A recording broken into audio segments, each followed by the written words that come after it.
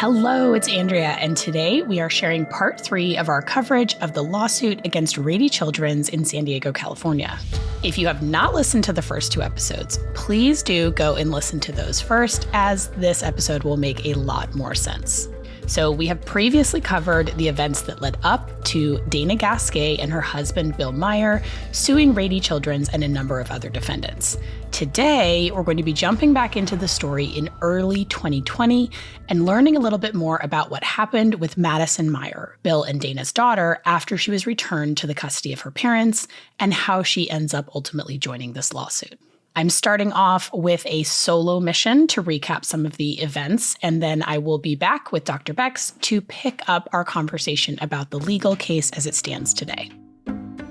As a quick refresh, in the first 2 episodes of the series, we covered this complex and escalating medical and legal odyssey of Madison Meyer, who was a teenager during the time of these events. Her story begins with a reported surfing injury in 2016. Following this, according to the lawsuit, she was then diagnosed with Ehlers-Danlos syndrome, CRPS, and POTS. Over the course of several years, Madison then undergoes multiple surgeries and treatments for chronic pain and ends up with a host of other complications, including GI symptoms, feeding tubes, and a central line.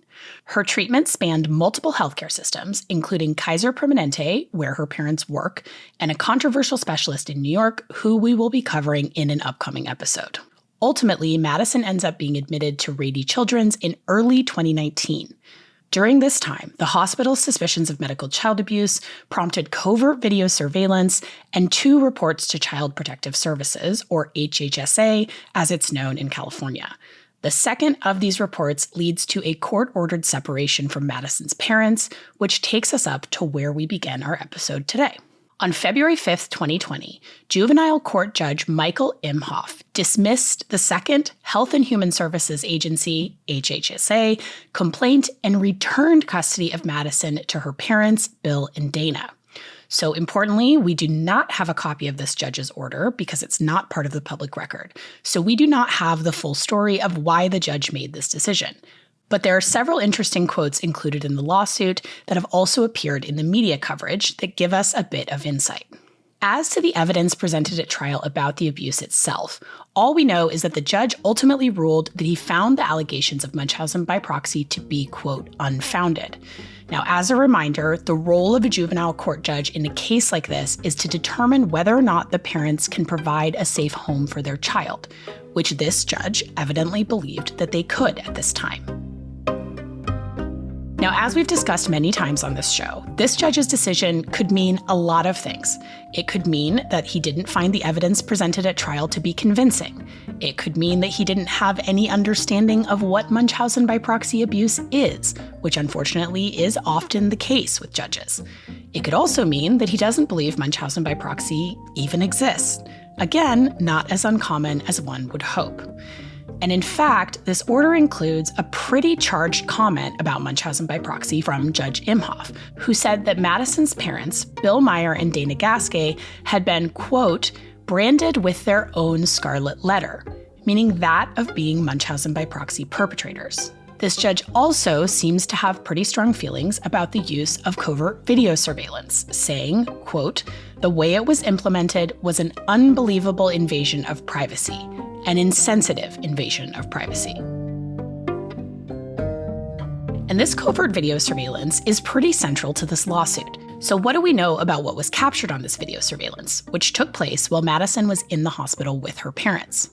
So during the juvenile court proceedings, county officials claimed that the footage showed, quote, Madison fabricating her symptomology and the mother being complicit. Now, the plaintiffs assert that this was, quote, patently and demonstrably untrue, and that this was, quote, debunked at trial. Without any records from the trial, this is impossible to verify. But this appears to be the linchpin of the argument that the officials, quote, falsified evidence of Munchausen by proxy. So we've basically got a he said, she said about what's on the video at this point. And importantly, this wouldn't have been the only piece of evidence presented in court, as this was a lengthy investigation. Details about Madison's health during her time at Rady's are sparse. However, interestingly, after the judge returned custody of Madison to her parents, she remained inpatient at Rady's, which certainly speaks to her having some ongoing medical complexity, and also was, I can only imagine, an extraordinarily tense situation given the court battle. The paperwork around these two lawsuits is immensely complicated. There are a number of amendments to the original complaint, so just to note that these next pieces of information did not appear in either of the original complaints filed by Madison or her parents, but in the first amended complaint. And it's in this filing that we learn a really shocking new allegation: that Madison had disclosed to staff at Rady's that she had been sexually abused by her parents. And the plaintiffs, Madison and her parents, are alleging that this disclosure was a result of false memories being implanted in Madison's mind by the hospital staff. The lawsuit further frames this as part of the ongoing medical, emotional, and psychological abuse that the hospital had been subjecting Madison to as part of a conspiracy between dozens of people named and unnamed. Here is the language that appears in the lawsuit about this. Quote, "In addition to many various unwarranted tests and surgeries, these procedures also included mental, emotional, and psychological manipulation which focused on implanting false memories of sexual abuse." And furthermore, the lawsuit claims that HHSA was in on this as well, saying that the doctors worked with a number of people, both named individually in the lawsuit and anonymously as Does 1 through 10, at HHSA, and that all of them together, quote, "subjected Madison to intensive emotional and psychological manipulation, which included the use of, among other things, memory implantation techniques in order to implant false memories of sexual abuse in Madison's mind." So let's examine this claim just a bit. There were a number of court cases in the 1990s that involved falsely recovered memories in children, which led to the so-called memory wars. And again, we are going to unpack these discrepancies in a future episode. But needless to say, this is an absolutely explosive accusation on the part of the plaintiffs in this case. If, as this lawsuit suggests, a group of licensed professionals conspired to implant a false memory of sexual abuse in teenage Madison's mind, which would not, by the way, be easy to pull off based on the literature about how and why the phenomenon of false recovered memories takes place, these people would be risking their licenses, their careers, and even possibly face jail time. There is no documented, proven case in U.S. legal history where a group of medical and child welfare professionals conspired to implant false memories of sexual abuse on purpose to remove a child from parental custody, which is, to be clear, what this lawsuit is alleging they did. There are certainly cases where child welfare workers have been overzealous, where children have recanted sexual abuse allegations, or where therapists have used poor or suggestive techniques. But that is not what this lawsuit is alleging. They're arguing that this was but one piece of a many-pronged plot to remove Madison from her parents. Now, we don't get any additional details about the allegations themselves, but from this, we can assume that Madison made some kind of disclosure to hospital staff. Under what circumstances or exactly when, we don't know. The next major revelation from the first amended complaint is that Madison attempted suicide on June 16th of 2020, just a few months after custody was returned to her parents. And it was this event that led HHSA to file their third report about Madison and a second petition to remove Madison from her parents' custody. The lawsuit includes an excerpt from this HHSA petition. The petition does describe details of the suicide attempt, but they are very upsetting, so we are not going to include those here. It goes on to say that, quote, "The child had been hospitalized since August 2018 and has a diagnosis of conversion disorder, factitious disorder, somatic symptom disorder, post-traumatic stress disorder, and anxiety disorder. The child left a suicide note expressing her extreme anxiety at the prospect of leaving Rady Children's Hospital and eventually being returned to parental care, stating that she would rather die than return to her parents. The child continues to have extensive mental health needs, and her anxiety regarding returning to the care of her parents has jeopardized her physical safety, all of which renders the parents incapable of meeting her mental health needs at this time." So obviously, all of this is absolutely heartbreaking, no matter your thoughts on this case. You may have also noticed that the diagnoses here may sound familiar if you listen to our coverage of the Kowalski v. Johns Hopkins case. So in this case, it would appear that the parents are arguing the child suffers from CRPS, POTS, and EDS, while the hospital is pointing to conversion disorder, factitious disorder, and somatic symptom disorder as Madison's true medical condition. And we are going to unpack all of this a bit further. Following the HHSA report, Madison was once again detained from her parents on June 29, 2020. In February of 2021, Dana Gasquet and Bill Meyer filed their original lawsuit against the County of San Diego, the San Diego County Health and Human Services, Rady Children's Hospital, the Regents of the University of California, named employees of Rady Children's Hospital, HHSA, University of California, and Shaylin Nino, the child abuse pediatrician. The second petition to remove Madison from her parents goes to court on March 12th of 2021. At which point, Madison appears to be out of Rady and at a short-term residential therapeutic program called Milestones.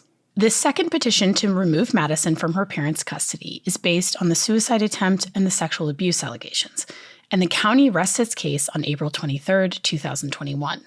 And the lawsuit makes yet another explosive claim about this part of the proceedings. Here's a quote. On April 23, 2021, after the county rested, it was reported to the juvenile court and all parties that Madison's short-term residential treatment program Milestones was going to eject Madison from the home within 24 hours of the entry of dismissal in the event the juvenile court refused to find jurisdiction, i.e. determined the new sexual abuse allegations were untrue. This is obviously quite a dense bit of legalese, so I did a little research around what the lawsuit is actually saying happened here. Basically, they're alleging that Madison was going to be kicked out of her residential treatment center if the court didn't remove custody from her parents. We don't have any direct quotes in this piece, so that is, again, the lawsuit's interpretation of what happened here. Now, there are definitely regulations around discharging a minor from a facility like this, and Madison was 17 at the time, but I'm not going to claim that these systems are perfect or that people never fall through the cracks. However, according to this lawsuit, the threat of Madison's ejection from Milestones was tactical.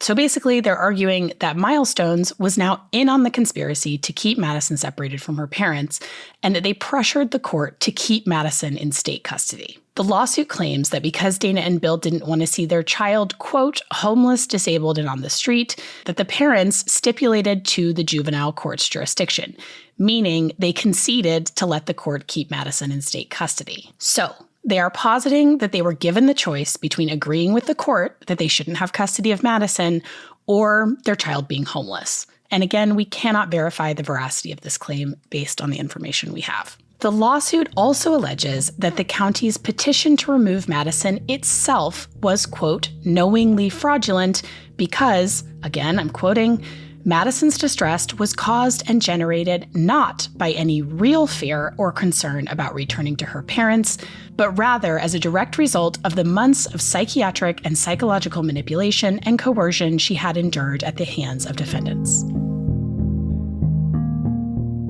Okay, so that was a lot. Let's recap. So what we know is that Madison made a disclosure of sexual abuse at some point during this time period, and that she attempted suicide, leaving a note that said she would rather die than return to the custody of her parents. And this is all happening on top of the existing investigation into her parents for Munchausen by proxy abuse, which led to the first petition to remove Madison. That petition was ultimately dismissed by the courts, but the second petition was granted, and reunification services were ultimately terminated. Madison then turned 18 in August of 2021. The lawsuit argues that all of this, the Munchausen by proxy allegations and the sexual abuse disclosures, were a result of a conspiracy of dozens of individuals across different agencies to separate Madison from her parents, and that Madison's suicide attempt was a result of their coercion and manipulation, not out of a genuine fear of her parents, as she herself said in her note. As to why all of these people would put their reputations, livelihoods, and potentially even their freedom at risk to remove one teenage girl from her parents, It's hard to divine from this legal back and forth exactly what the plaintiffs are saying motivated all of this coercion and conspiracy by all these people. Their argument is honestly pretty tough to track. At various points in the lawsuit, they suggest it was these individuals trying to cover up for their own illegal activities with video surveillance, that it was their confirmation bias, that it was them trying to protect themselves and their reputations, or that this all was born out of plain old malicious intent and a desire to encroach on parental rights and control medical decision-making for Madison. Perhaps some of you listening find these motivations credible. I have to say I do not. I just don't see what any of these people had to gain by doing this. Providers who want to protect themselves get rid of these patients. They don't dedicate themselves to going after the parents. They know the stakes, and they know they could easily end up in a lawsuit just like this. The argument this lawsuit is making is not that someone made a mistake in reporting this abuse, which is certainly a thing that happens, or that someone got their facts wrong or was overzealous in their efforts to protect a child, but rather that all of these people were part of a conspiracy. The suit alleges that a broad network of professionals from Rady Children's Hospital, San Diego HHSA, and the juvenile court system colluded to secretly surveil Madison, fabricate abuse claims, implant false memories of sexual assault, lie to the court, and ultimately sever the parent-child relationship, all while knowing these claims were untrue. So that brings us up to speed on where this lawsuit stands today. And now we are going to be talking to Dr. Bex about the third amended complaint in this lawsuit. Hello. Hi, Dr. Bex. Hi, Andrea. Good to see you. Thanks for being with us. Of course. I actually just got to see you in real life a few days ago, but if you want to know more about that, you guys are going to have to stay tuned for season 6 and the special cameo from our favorite pediatric hospitalist, former secret doctor friend. We've come so far. We've come so far. It's been such a journey. So just a little bit of table setting before we get into today's discussion. First of all, thank you so much to everyone who has gotten in touch with their thoughts about this series and with their feedback about Ehlers-Danlos syndrome. I've heard from a bunch of you that have Ehlers-Danlos syndrome that also have POTS or one or both of those conditions. And we're so appreciative of this feedback. And we are always trying to address these conditions in a way that is respectful to the people that have them. And we think it's important to talk about how some of these conditions get used wrongly because we want to protect the people that have these conditions. And we have actually heard from a lot of you that this is a pretty known problem within these communities, which is really fascinating. And that has affected your experience with doctors, which is exactly kind of the fear of these things really getting utilized by perpetrators or by people who are engaging in Munchausen behaviors. So really fascinating to hear. And just to say, Bex is obviously a very knowledgeable pediatric hospitalist. She is not an expert in Ehlers-Danlos syndrome. I am not a doctor of any kind. And also neither Bex nor I are lawyers, but we are going to talk through this lawsuit. We have obviously spent a lot of time with a similar lawsuit with the Kowalski trial and have encountered a number of similar lawsuits in the time since then. Sophie Hartman had a similar lawsuit. My sister has had several similar lawsuits. There is a big situation in Lehigh, Pennsylvania that is a little bit different, but is sort of a similar strategy. So we are talking about these lawsuits regularly. So we're offering our perspective in that context. We are going to have, if not the lawyers from this case, who are we are still talking to about coming on for an interview. That obviously is always a little bit tricky when there's pending litigation. If not, we will have another lawyer who can help talk us through the specifics of the legal stuff. And we will also have a doctor who specializes in Ehlers-Danlos syndrome come on and speak to us about that to really give us a better grounding. And in the meantime, if you are someone who would like to share your personal experiences with any of these related conditions, please please feel free to get in touch. You can send us a voice memo at hello@nobodysshouldbelieveme.com, or you can just send us an email there, or you can leave a comment on Spotify. Those are the ways to kind of get in touch. And we really appreciate that feedback. And with that, Bex, we're going to pick up the story with the third amended complaint. Is that right? Right. The complaint of Madison Meyer. So this is what we had focused on prior to this was the complaints and the court process that was kind of going on between the parents, William Meyer and Dana Gasquet, against the defendants, including Rady Children's Hospital, and then the County of San Diego, and all of the other defendants that kind of came along with that. Now we started jumping into the story of Madison Meyer, who rejoined, kind of came back in, or we started to hear about again in 2023. And then now we're at the third amended complaint by Madison Meyer since the two court cases have been merged. So now it's the parents and Madison are all involved in one kind of court proceeding. And this is the third amended complaint that actually just came out this year in 2025 and just very recently within the last couple of weeks. And so I just looked last night, and there has been a response by the defendants to basically dismiss the whole claim, the whole thing, but the judge has not responded. The court has not responded. So that's where it stands as of recording today.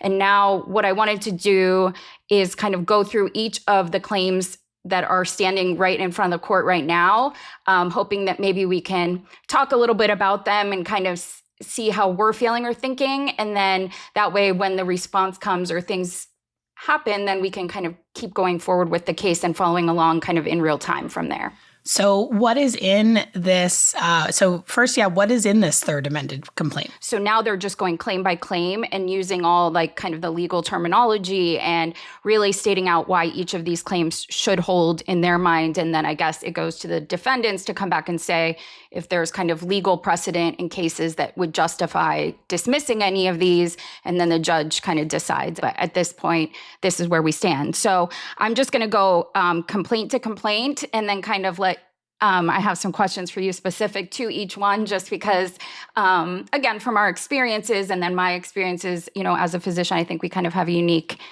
ability to just kind of talk them through, I think, before we know where everything goes from here. So the first complaint is a violation of federal civil rights. So again, like we talked about, we are in federal court for this case. So a lot of the claims are going to tie back to federal statutes or even amendments to the Constitution, or things like this one goes into the American Disabilities Act. So again, it's all going to kind of tie back to those kind of federal statutes when they make the claims.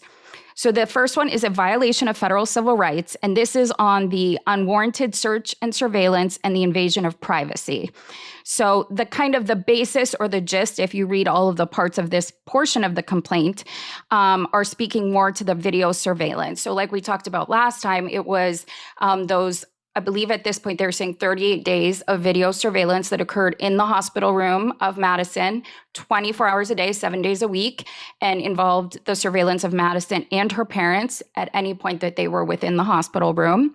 And the claim states that these efforts, or the efforts to do the video surveillance, were basically undertaken in an investigatory capacity. So they are saying that it was the express purpose and intent of uncovering evidence of child abuse, if such evidence even ever existed. And then they even say in an effort to uncover or manufacture evidence of child abuse. So we talked a little bit about this last time, but what are your thoughts on that?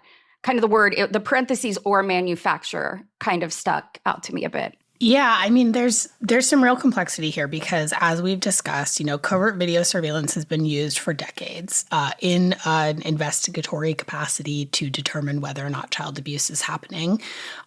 We've covered a lot of cases where that evidence has held up in court. So I think one of the things, again, not being a lawyer, but one of the things that's been so interesting as I've gotten into the legal side of this, and I think even as we've seen some of these huge cases, Supreme Court cases play out in the last few years, and such, it's like the law is constantly open to interpretation and challenge, right? And so just because there's precedent, and I think a lot of lawyers, a lot of things I've heard from people about medical child abuse cases is that lawyers don't like to set precedent, or like DAs don't like to set precedent.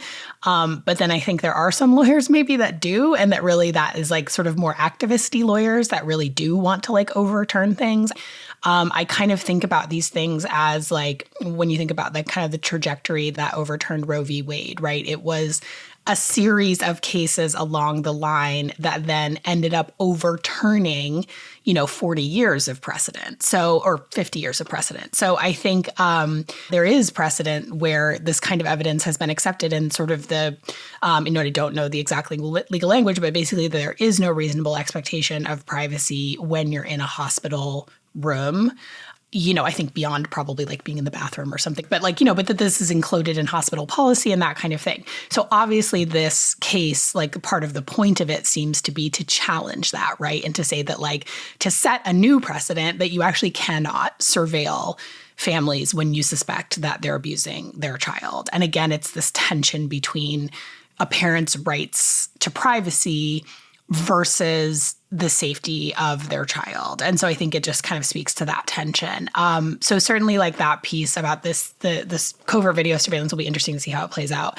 The manufacturing piece, that obviously sounds like, because I think like it's not an argument I agree with, that parents should have, that their privacy should go over the child's well-being. But I sort of see the argument, right? That like, I see where you're making a privacy argument and you're making, like a Fourth Amendment type of complaint, right? Like that makes sense. The manufacturing piece, I think that really speaks to more this like conspiratorial language of implying that a hospital staff is doing something to create an allegation of abuse. It's just not a very, it's not a very reasonable argument. I mean, I don't quite know how else to say it. It gets us back into conspiracy territory, I think. Whereas the other one is just an argument about privacy and who should have rights to privacy. I mean, it's interesting because I feel like they are sticking very much, right? And I think when we read these claims, I've now read so many, like I feel like they stick to the script. Like they know the terminology. They say things that kind of fit. Like it is a complaint or it is a breach of this federal statute because of this, this, and this. But that little parentheses or manufacturer, that just felt to me a little bit more emotionally charged, or kind of like they were throwing that in as more of a, so maybe you don't think the surveillance is bad, but what if they were manufacturing it, ... And then it kind of goes on to the next thing. And so I think, to me, it sounds like it's intended to kind of grab your attention or make you think, oh, wait, was this intentional or something? But that's my own kind of thought. No, I think it's inflammatory. And I think it's like those are two separate things, right? It's like, okay, well, like I would argue, that where I stand on this is that I think like covert video surveillance should be allowed. There's been many cases we've looked at where that's been a life-saving measure. So I certainly understand. And I also understand why it makes parents uncomfortable, but I think it's more important to keep children safe. That's where I stand on that. But like, do I think it would be wrong if providers set up covert video surveillance and then somehow tampered with it and like, of course, but I just don't, like, those are two very, very different claims, right? So that is striking for sure. And I think the expectation of privacy in the hospital room, I think, again, right now, it seems like it's very hospital dependent based on what the hospital's individual policies are, whether hospitals have private rooms or have double rooms, or, how many patients are in a room, because right then and there, you've lost some of the privacy aspect. For instance, in an emergency room where there may be curtains separating beds, what is the privacy versus in a case where it is a private room with its own entrance. And so I think the way hospitals are changing more to having private rooms, which as a mother, as a patient, I think is wonderful. But does that change, I guess, that overall assumption of privacy that maybe a family or a patient has coming into the hospital? So I guess time will tell, or we'll see how this case or other cases go. And I think I just wanted to briefly touch on the different amendments, because I think I took government in high school at AP government. And so I was like, I'm just going to brush up a little bit. But I think the three amendments, just for those that have been following along with us, that really come into play in most of these cases are the 1st, 4th, and 14th. The first speaks to, and it comes into this claim, this idea of the right to intimate association or the right to familial association, meaning, I guess this idea that it protects intimate association or your family's association with each other from kind of intrusion by the government. And so this question of if a family is having private conversations within a hospital room and they are assuming, I guess, that they are not being surveilled or watched, is it okay to be kind of being through this video surveillance, also listening in potentially on private family conversations?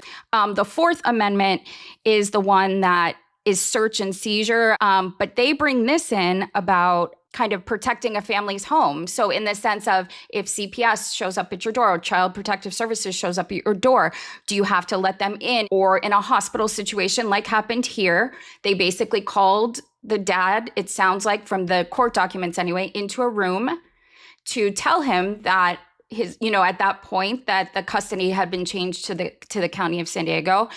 And he did not get to go back in that room from that moment. So this is where the Fourth Amendment plays in, I think, is the seizure aspect, but also the coming into your place that is assumed to be yours or your private space.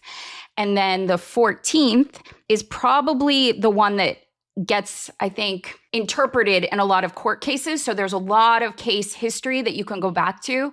This is that due process doctrine. So the idea that you should be protected, your decision should be protected, and basically nothing should be able to come to you without due process. So meaning that you deserve due process before any of your rights are taken away. And so this is the parents' rights. Really, I think their hub is this, is the 14th Amendment.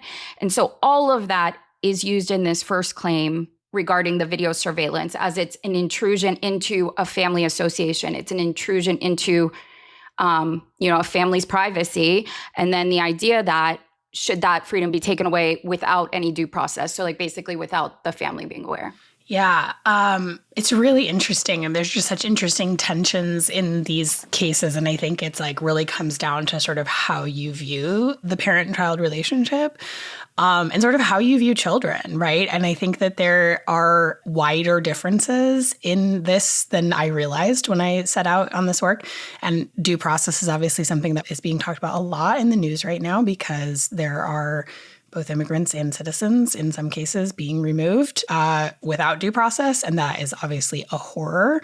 And I think there are some really important lines to draw here about what freedom means, right? Like taking away your freedom, like if you are, unlawfully deporting you to another country or jailing you, right, without getting a hearing even, without going through a trial, without having due process. To me, fundamentally, that is very different than your child being removed because there is a very credible threat to your child. I understand where that's upsetting and where people could see that as a violation of rights and where it can be in some cases. I mean, there is a history of child removal in this country that is extremely dark, right? From indigenous populations, where they took their children away from families and put them in these, residential schools. And I mean, it's not without precedent, right? So it is an important conversation. But I think like there is a real tension there between, the welfare and safety of a child and their human rights, basically, versus their parents' rights to have them in the house. It's certainly very nuanced. So yeah, that's really interesting to sort of think about those amendments that this speaks to. So the next claim is another violation of federal civil rights, and this one talks to the deception and the presentation of evidence and false reporting. So we did touch on this a little bit last time, but this concept of, the wording in the lawsuit says that these defendants basically knowingly falsified child abuse reports, that there was knowingly false evidence, and that this decision to remove the child was based on a juvenile court order which the defendant fraudulently obtained, caused to be fraudulently obtained, or knew was fraudulently obtained. So again, the words false and fraudulent kind of continue to come up. And then they even say it to the point of that these defendants acted, agreed, and or conspired to employ these tactics and then to continue to employ them basically to extend the time that she was detained. And so I think I've said this probably 100 times on the podcast, this concept of conspiring in medicine. When anyone who lives in the world of medicine knows that it is difficult to get 3 doctors to agree on a diagnosis sometimes, let alone get a group of doctors that would all be willing to conspire, quote unquote, against a family, I guess, as some of these cases have claimed. That seems very far-fetched. And that's because I work in this field and I cannot imagine walking around and being like, hey guys, we should really, do this, and having everyone buy into it. It's just not how kind of things work. We all have our own set of, principles. We all have our different specialty. We all have things we're coming in with previous experience. And to me, the word knowingly, and I'm going to ask you kind of what you think after, but this idea of intentionality, right? That it was intentional. You knew you were lying and you lied, or you knew you were falsifying and you falsified. So to me, that is, I am looking at a lab result that says a child's hemoglobin is low, meaning his blood count is low or he has anemia. And I knowingly look at my report and I'm like, well, patient's blood count was normal for age. Something that is so drastically, it is right in front of you and you are writing it a different way. To me, that is knowingly, intentionally falsifying. The thing is, a lot of medicine is still subjective, meaning you can have 3 x-rays, 100 labs, and you're looking at everything. And it's kind of how you, based on experience, based on knowledge, based on your specialty, how all that ties together into a diagnosis is not so objective all the time. And so I think, again, the way things are worded or the way someone interprets information, that's why you have another side of the story, right? It doesn't mean they're right or wrong. It means that in their medical opinion, this is like how to interpret this data. And so I think it's that intentionality that I know they say because it makes it more a stronger case, I think. But what are your thoughts? Yeah, I think there's so much complexity here. And I think there's because Munchausen by proxy abuse is a pattern of abuse. So it's not incident specific. So if you are saying, and that's why it's important to look at the whole medical record. And I think even just this sort of holistic approach to medicine, which child abuse pediatrics is a subspecialty of medicine, right? It is not separate from medicine. There are pieces of the child protection apparatus that are separate from medicine, but child abuse pediatrics and the doctors, which is what we're talking about here, are part of the medical system. So the reason that doctors do a medical record review and try and be as holistic as possible and get as many records as they possibly can, is because you have to see the complete picture to understand whether or not it is abuse. Because this is also important for ruling out abuse, right? Which we would talk about frequently, that child abuse pediatricians are less likely to have findings of abuse, and they find abuse in less than 50% of the cases that they evaluate, right? And so it's important both for finding abuse, but also for ruling it out, because you could have specific things that look like red flags, right? And then you could have an expert look at that whole record and be like, oh, actually, there's no evidence of deception here. So this isn't Munchausen by proxy abuse. There might be something else going on with this parent, but it's not this abuse pattern. And so we're not going to move forward as though it's an abuse pattern, right? So I think, if there were something where they're like, well, we watched them go into we saw the video surveillance and all of the doctors came in and planted something on the bed that looked suspicious and then said the mom did it, or something just smoking gun-ish. And it doesn't sound like we have that information. And of course, we don't have her medical records. So it's really hard to say. But I think as a concept, you're right. And I think it's really important, not for just these cases, but to when we're, we are in the golden, and by golden, I mean terrible, age of conspiracy theories, right? You really have to just put some critical thinking skills on it. And also it's just, it is a pretty wild allegation. And again, it's a really common one. The conspiratorial language comes up a ton in these cases. And yeah, it's strange that this is palatable to so many people, to me, because for that exact question, I think you just really need to sit there and sit with it and picture it and be like, okay, 3 doctors go into a room and they say what exactly? We don't like these parents. We think they're bad parents. We don't agree with the way they're parenting their child. So we're going to put our jobs at risk, put ourselves in the legal line of fire, and to accuse these families so that we can get this child away from them. For what benefit? It just doesn't make any sense. You can't make it make sense because it doesn't make sense.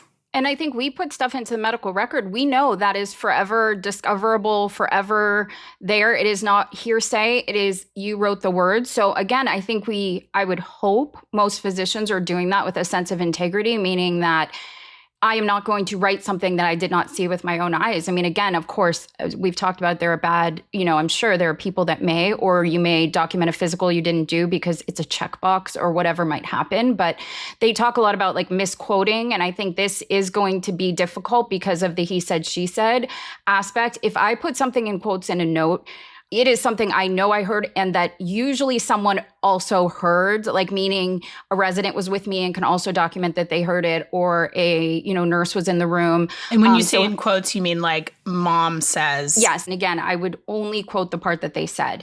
That is something that goes back to my training, but also I could see where that could be human error. So I think having having someone else there and being able to say the same thing, or also being able to document in a note what they heard, I think is useful, because it is going to turn he said, she said at that point. Yeah. And I think one last point about the sort of conspiracy of it, what we see is actually the opposite, that even when there is every red flag and just the most damning evidence. I mean, I'm thinking about this case I'm working on right now. The most damning evidence that you could possibly imagine that abuse is happening, it is still hard to get doctors to buy in 100%, right? You're still going to have your outliers that just really like the mom, or they have strong feelings about parents' rights, or they don't believe that Munchausen by proxy exists, or they don't want to get involved. Or, I mean, it's like not easy to get doctors to recognize as a group that abuse is happening right in front of their faces, because it's so against their training. It's so against their instincts. And they always want to, like, something that I love and appreciate about doctors, but that also can really work against some of these cases, is that doctors have this like need to get to the bottom of things, and they will chase the wild goose chase diagnosis to the ends of the earth and ignore every red flag along the way for abuse. Like, that happens really frequently. So I think it makes it doubly unlikely that this group of people specifically is going to conspire about abuse, and there is because a you can't long even list get in them this to do one it. also. Yeah. Okay. All right. So what else have we got in this third complaint? This is claim 3 for the unwarranted non-consensual medical procedures and examinations. So we talked about this last time with that swallow study that we went into a little bit of detail about. And I think it also speaks to the covert video surveillance in the sense of, if it was used for diagnosis of Munchausen by proxy, then it is a diagnostic procedure. So then they should have been notified of it like any other diagnostic procedure. This seems like a little bit of a catch-22 to me, because if you're using it for the word diagnose, okay, then it is a diagnostic measure. So I see how it fits under, does it need consent or not? I guess under that, what we were talking about last time, like, would this hospital consider it a procedure that requires a consent or not? And then, but if you see it as they were coming in with this covert surveillance to manufacture, I think was the word, evidence of abuse, then was it for diagnosis, right? I think it's used a little bit in both ways.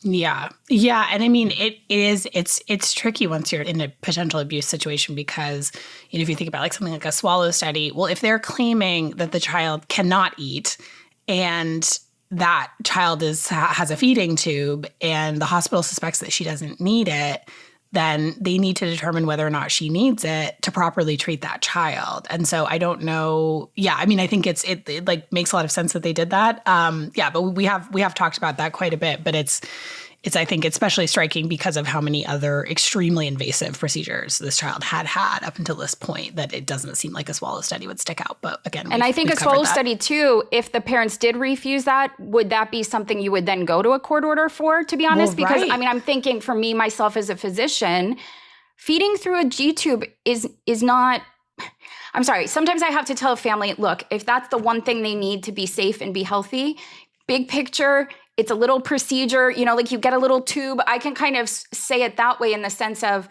if they can still live their life and do everything else, then isn't that great?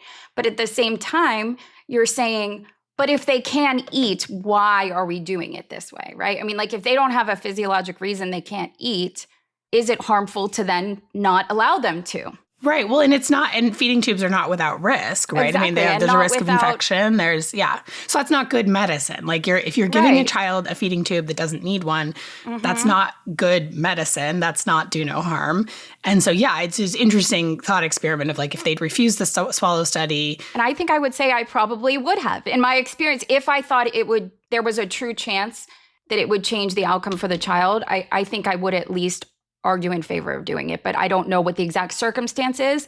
But my thought is, if you can get a tube out of a kid and they can eat, that would still, like in most cases, I think be my goal. Of course. Yeah. And so number 4, so this is where we start getting into the question of Madison having the diagnosis of hypermobile Ehlers-Danlos, along with the other things we've spoken of. This one is now a violation of federal civil rights that they failed to provide adequate supervision, safety, security, and healthcare to her. And the idea that she was under the custody of the government at this time, or under the custody of the County of San Diego. So now we're talking about the time from that shelter or detain order forward, which we don't have a lot of information about in the documentation. But the idea that if the government has custody of a child, they owe them reasonable safety, minimally adequate care, and then also appropriate medical and mental health care, which I think should go without saying, but also it is stated. And I think we have talked about before, when a child is in a hospital, I think that there have been times where they become less of an urgent priority to get them into placement elsewhere, like into a foster care situation, because a hospital is seen as a safe and healthy place for a child. And so their argument is, I think, that the defendants were aware of her true medical condition, which implying they list off, but hypermobile Ehlers-Danlos is at the top, and that they failed to investigate the actual cause, failed or refused to provide treatment. And then they do get into this use of unapproved and unauthorized hypnotic techniques to inject false memories. So this plays into the whole sexual assault claims. This is kind of a function of the two complaints being combined at this point, because that was from Madison's complaint. Correct. And I think this wouldn't have been available or information that was in the parents' complaints, just because we didn't know this piece. But I think it always makes me think, and this makes me think of the Kowalski case that Andrea and I covered a couple years ago. This idea that I looked up for myself, and as we said, we will probably hopefully speak with an Ehlers-Danlos specialist, but kind of what the standard of treatment is. And, it starts on patient education, lifestyle changes, teaching awareness of their own body, self-management techniques, physical therapy. It lists as the cornerstone of Ehlers-Danlos care. And then pain management, obviously starting with non-opioid pain medicines and so on. And then you start getting into kind of managing the coexisting conditions that come into Ehlers-Danlos. So those foundational things, to me, in most hospitalizations, those very basics are available or are being offered to a child. So again, because we don't have the medical records, I cannot speak to exactly what her treatment plan looked like. But to me, this feels a lot like where they were saying that Maya Kowalski was being treated as a Munchausen by proxy victim as opposed to a patient with CRPS. Right. Or they were saying one of the malpractice complaints in the Kowalski case was that they did not treat her for CRPS. And then they also claimed fraudulent billing because they put CRPS on there. So it was sort of like a double-edged sword there. But but because the standard of care for CRPS is PTOT, pain management, what the Kowalskis wanted was horse-sized, in their words, doses of ketamine and ketamine, 5-day ketamine comas in other countries. So they were arguing that because the hospital, and that was what brought the whole thing to a head originally, was that the mother was demanding this amount of ketamine that the hospital would not give. So we don't know specifically what their complaint is in regards to she should have received X, Y, Z for her Ehlers-Danlos, but she didn't. We don't know those specifics. They're just saying that her Ehlers-Danlos wasn't treated appropriately. Yep. One of the, we'll talk quickly about the Americans with Disability Act a little bit later, where we talk, there are a few specifics mentioned, but I think this one as a physician really stuck out to me, as I kind of feel like if we are doing the standard of care, does every child look forward to PT and OT every day? No, there are times they may have pain after it. So we have to talk about how can we make it work for them, make it work. But I still think that as long as you are following the standard of care, I guess at that point it becomes, what if the parent thinks the care should be different? And I put myself kind of in this position, and I've thought about times I've been in it. Like, a parent says they want a lumbar puncture to know for sure that something doesn't exist. But in my medical opinion, it does not exist based on my exam. And that is a procedure I do not feel is warranted, and I therefore won't do. Can a parent make me do a procedure I don't want to do? You know what I mean? And where is that line of what if one specialist says, oh, do the lumbar puncture? Okay, but what if I still don't know that in my experience that is standard of care? I think these questions are going to come up more and more, because there was a time when a parent wouldn't even know to come in and ask for a lumbar puncture, frankly. Yeah. So now they know. How do we navigate that? And that's what this claim really brought up for me as a physician, was thinking about these things. Yeah, I think we're unfortunately in the do your own research era of medicine, and people have too much access to too much misinformation. And it's really, I mean, I think this is why there's so much crossover with the anti-vax conversation, right? Is like, well, you're making a medical decision for your child that is not in their best interest based on your opinion as a non-medical professional, right? And that's just like, that's not the way that medicine should work, or like to a point, right? I mean, you can decide, like, there's obviously like realms of this where it is in the parental decision, like if your child has a fever, like you can decide whether or not to if they're not super high, whether or not you want to give them Tylenol right now, or whether you want to wait a little while, or so obviously there is a space for parental decision-making, but it just shouldn't involve things that put the child at risk. And I think that's like a really important line to draw. And I think it's a joint decision-making, which is what joint decision-making. I think what we strive for, but it's getting harder and harder. I'm not going to lie, as a physician. But physicians do have to draw boundaries, and I think as a society, we have to draw boundaries. Like, is it okay to decide that you don't believe in dental care and you're never going to take your kids to the dentist, even if they're getting a ton of infections? Like, no, we would call that medical neglect. I think to some degree we have to decide as a society how we see children and how we regard that relationship and where the boundaries are on that relationship. It's like that's why child protection apparatus exist. So claim 5 and 6 both speak to this idea, kind of like what we were already talking about. But the first one is about, in the creation of the case plan for Madison, that they should have been taking into account all elements of her medical condition, and that she should have been aware of this case plan and kind of how these discussions went down as far as the case plan, meaning where we go from here, it sounds like. And then going into the Americans with Disability Act and the Vocational Rehabilitation Act, the idea that Madison had a disability, and was she in any way kind of discriminated against based on that disability? And so I think all of these counts get to the heart of, if standard of care, or if what is needed for this specific child with Ehlers-Danlos is seen differently by the parents and by the physicians taking care of her, how do you reach that joint decision-making? And if the hospital or doctor is potentially going down the path of what they see the standard of care to be, or the hospital sees the standard of care to be, then how do you even play out one of these lawsuits, in the sense of, if we started from different points, can we ever kind of see it the same?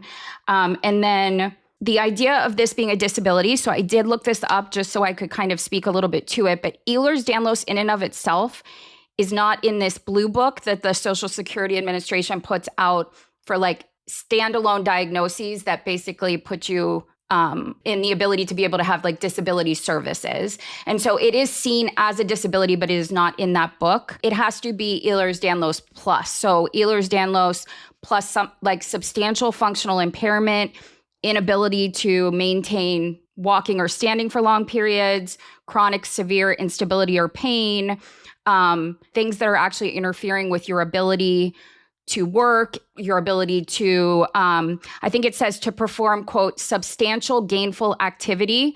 So basically, does this diagnosis have enough of these other features to say that it would do that? And I know that's not really what these claims are saying, but the idea is they are claiming she does have a disability. So by that definition, she would meet those criteria. And then did the hospital, did the physicians potentially withhold or discriminate against her in any way based on that disability. This is where one of the specifics comes up. The idea that they denied transfer to a facility that specializes in Ehlers-Danlos. I don't know what the specifics of that were. The use of an appropriate wheelchair, her use of her phone and her tablet were things that were mentioned. And again, as a physician, I was thinking through this. If physical therapy evaluations are saying a child has the ability to walk, and therefore we are working on them with that, we tend to opt for the least invasive and using maybe the other one as a backup or something like if it is needed. This can be a bit of a gray area. If you send someone home with a walker or a wheelchair, it is very easy for that to become what they need and what they use. So often we put kind of timelines on things like, we will send you home with this, but you follow up in this long, and then we'll kind of keep reassessing whether this need continues. The hard part is you can buy these things on Amazon now or anywhere. So even if we don't order a wheelchair, they can still get a wheelchair. So again, this is a slippery slope that as a physician, I can read my own way based on my own experience. But this question of the appropriate wheelchair was it the physicians thought one thing was appropriate and the family thought another? Is that grounds for, a lawsuit? Or is that discrimination based on the disability? I think these counts all just kind of keep bringing up these things. And I did look up in Ehlers-Danlos, at least from the data we have, it is a small percentage of people with Ehlers-Danlos and usually on an as-needed basis that a wheelchair is needed. So you're going to spend the day at Disney, maybe that may be a long day and you may need the wheelchair. So it's that as-needed basis and then still a very small percentage. So I don't know what your thoughts are. Yeah, and she was in the hospital for this entire time, right? Yes, at least from the point of view of these complaints, it was while she was under Rady Children's that they're claiming she was, discriminated against. Yeah, it's a hard one to unravel without more information. But I think the idea of a hospital discriminating against a child because of their disability is sort of hard to square. And certainly the presence of the wheelchair and the insistence that a child needs a wheelchair when they actually don't is so ubiquitous in these cases, right? And also just want to say too, because there was this horrible video going around on TikTok that if anybody saw, and I don't know, I try to keep anything having to do with medicine or medical child abuse off my TikTok because my TikTok is the place that I go to brain rot and watch videos of sheep being crazy and things like that. And Le Poisson Steve, which is my producer Mariah and I's favorite obsession as of late. But anyway, there was a video that popped up and a bunch of people mentioned it to me where a woman uses a wheelchair occasionally, was putting her wheelchair in her car and was in a handicapped parking spot.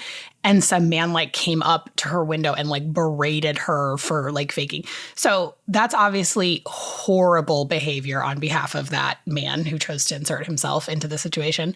And yeah, it's worth saying, right, that there are people that are not wheelchair bound in the way that people think of it, where they cannot get out of a wheelchair, but do need it from time to time. So that exists. But I think certainly the place that things like leg braces and wheelchairs, play in these cases of children that are either don't need them at all or are overutilizing them. So this more sounds like the family wanted the child to be in a wheelchair, either because they thought she needed it or because they wanted to prove their point, and the hospital didn't do what they thought they should do. And I don't quite see how that can be construed as discriminating against someone with a disability. But, sounds it's kind of the reading between the lines, but I think also I've thought about the whole discrepancy in healthcare where, a family can take up a GoFundMe to get the fancier, more motorized wheelchair, but I have children on, the CMS plan, which is Children's Medical Services for Complex Children who live in, maybe nursing facilities and things like that, who can't even get the very basic wheelchair, who need it. And so I do start to think bigger picture with some of this stuff, that it is sometimes, like I said, ordering it on Amazon or taking up a fund for something. It doesn't really matter what the doctors say. And this is a scary piece of the world to me as well, because I've told you time and time again, my goal with any child is is getting to be a kid and getting to live life to the fullest. And like, if you want to play baseball, let's find out a way you can play baseball. Like if that's your dream, you know what I mean? What could we do? Or really, is there no way that it's safe because of your condition? And I think that's that idea of like where Make-A-Wish came from, right? This idea of doing that thing that maybe you never would have gotten that chance to do. Like we want them to feel like kids and be kids. And I think sometimes when the two concepts go very awry, that is a tough decision as a physician. Like if I am writing an order for equipment, it is something that based on the evaluation we've done, we have determined is medically necessary.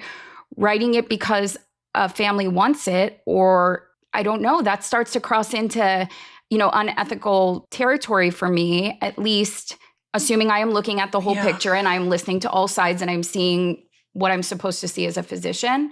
But it is a slippery slope. And I think we've seen it in these cases. And that's why, these things kind of jumped out at me, I think, specifically. Yeah. And I mean, there is this like broader question, I think, which I really worry about a lot with this show, because I think it's really important, obviously, to bring this abuse to light. It's totally under-recognized. I think it slips under the radar for the most part. And it is very hard for people to get what they need healthcare-wise when they actually need it, right? And so like wheelchairs, you mentioned, I saw a headline the other week that was like, it's impossible to get because like so many parts of healthcare have been taken over by private equity companies. They're very involved in hospice, which is horrifying. They're very involved in like a lot of things, but I mean, there's some big thing in private equity with like the wheelchair manufacturers. And so it's now impossible to get wheelchairs repaired because they just want you to buy a new one. Yep. And so, I mean, you think about things like that and you're like, God, it's like impossible for people to get what they need. And so I think that has like a twofold thing. It makes people people react to kind of that information like one of two ways, right? They're like, well, how could people fake it when it's impossible to get what you need when you really need it, right? And they totally underestimate the like time and devotion and fundraising and like absolute obsession that families do put towards this, right? Where they are the family that will go to the ends of the earth and can be very manipulative, et cetera. And then on the other side of the spectrum, I think there are some people that get so obsessed with the idea that someone might be taking advantage of the system that they're like, well, if one person's taking advantage of the system, we're going to get rid of the whole thing, even if that affects the 99% of people that need it, don't get it. But like, we can't have people taking advantage of the system, And so it's like, you see those two things and like, there's just a lot of nuance here. And I think that in both of those ways, for both of those reasons, people that do fake it, people who are abusing their kids or people who are engaging in Munchausen behaviors on themselves, make it worse for everyone. Like they make it worse for people who are trying to run those programs and give the people what they need, and it's making things worse for the people who are making policies around it. And it's really, really making things worse for the population that actually needs those things. And the people that are having to jump through those hoops and are, trying to like live their lives and work their jobs and take care of their kids, and then also trying to get a dang wheelchair repaired. And then over here you have, these people that are like casting doubt on you because they are faking it and they are using it to abuse their children. And it's like, yeah, it's really a horror show.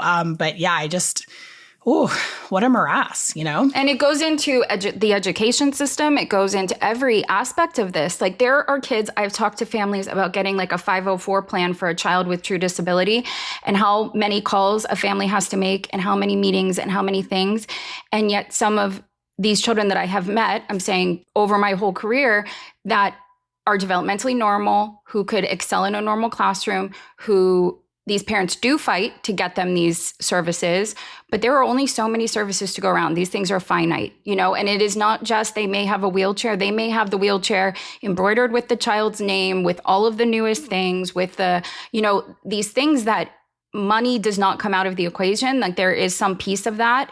And the number of times I have fought for a patient who needs to get a G tube, but, whether it makes sense for that family socially, economically, and yet other people can come in and demand one and get one. It's really, this system is entering scary levels. And I think, again, we will see how this case specifically plays out.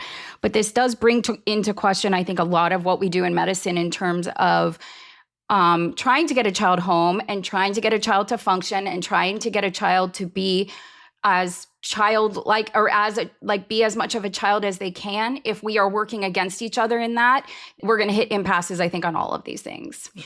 And the next couple claims, it's the Monell related claims, or claims 7 and 8. That is the exact same claims, this idea of the medical procedures, the deception of evidence, but taken to the level of policy. And are there policies that basically promote these things, or are there not policies to prevent these things? So this is the systemic charge of like, it's the whole system is bad. Yeah.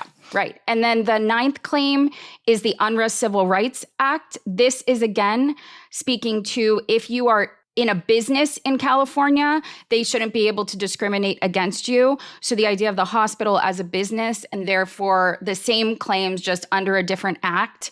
And then the last claim that Madison brings in this 3rd complaint, the 10th claim that she brings, is denial of access to medical and mental health records.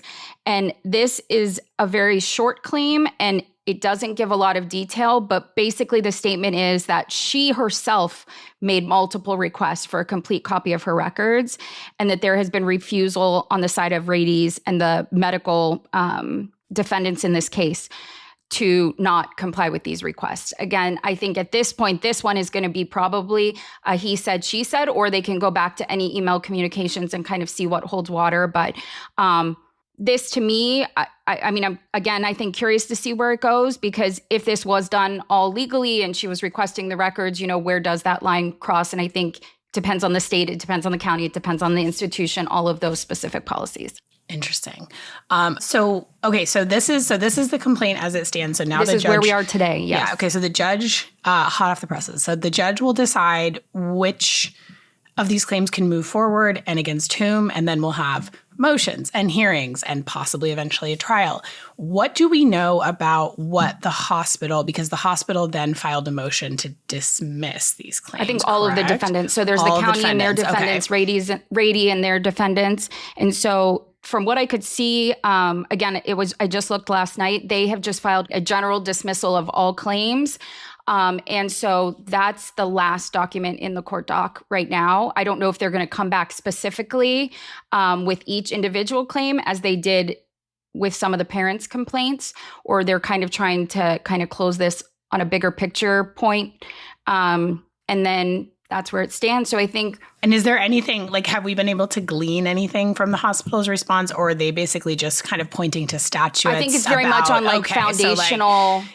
So we're not getting a ton of information on the specifics from the hospital at this point. They're just saying now, on this claim itself. And so I think we will know now, I think, how it goes forward as far as the delineation, which this gets into some of the legalese of which plaintiffs are claiming each, you know what I mean? Or is it still going to be parents have claims and Madison has claims? Is all of that going to be combined? And then which defendants will be potentially taken off completely, which can happen? Will they combine defendants, or, and then which of these counts will actually even stand at the end? And so this is, I think, a very, very important part of this process, is where we stand today with, I don't know what the time frame that the judge has to come back with their response.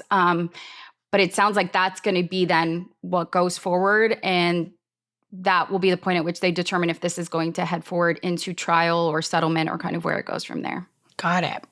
Well, thank you so much, Bex, for walking us through where the case stands today. So as I mentioned before, Nobody Should Believe Me 4-part series is the 3-hour tour of this show. So we will be back with however many more episodes, but we are actually going to be back next week. So thank you so much for following along with us. This real-time reporting is always an interesting challenge and adventure. So thanks for doing this with me, Bex. Thanks for your amazing research on this case. And we will be back next week with a little bit more. Thanks, everyone. This episode of Nobody Should Believe Me Case Files was hosted and executive produced by me, Andrea Dunlop. Dr. Bex is my co-host and the lead researcher for the Rady children's case. Mariah Gossett is our supervising producer. Greta Stromquist is our producer and editor. Aaron Ajayi is our fact checker. And thanks also to Nola Carmouche for administrative support.